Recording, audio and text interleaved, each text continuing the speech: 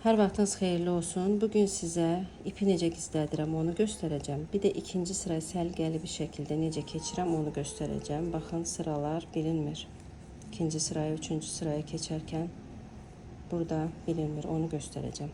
Normal bir şəkildə hörgümüzü sehirli halqa ilə hörürük. Və üçüncü ilməyi hördüyüm zaman möhkəm çəkirəm ipimi ve bu ipi atıram geri. Burada bunu sabitləyirəm. Tekrar bu ipi öne atıram. İpi doladım milin başına. Bakın burada 1, 2, 3 tane ilmeğim var. Bunda ipimi keçirirəm birinciden ve aldım. Milimde oldu 3 tane ip. Tekrar bu balaca ipi öne atıram. Üçünü birlikte çıkarttım. Tekrar bura bu şekil batıram. Aldım 2 dənəni sabitledim ve bir zincir çektim.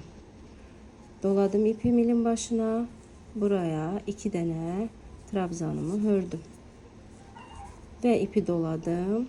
Tekrar bu battığım yerden bir ilmeğimi, ikinciden 2 ilmeğimi, bu arada da ipi bunun içinde gizlədirəm. Ondan sonra kesmək olar o ipi. Artıq düyünləməyə, sonra onları bir-bir gizlətməyə vaxt sərf eləməyək. Bu şekilde, normal bir şekilde örürəm.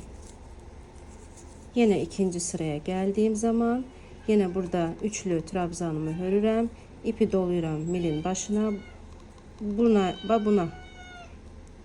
Buna batıram ve bağlayıram. Ne oldu Mısır?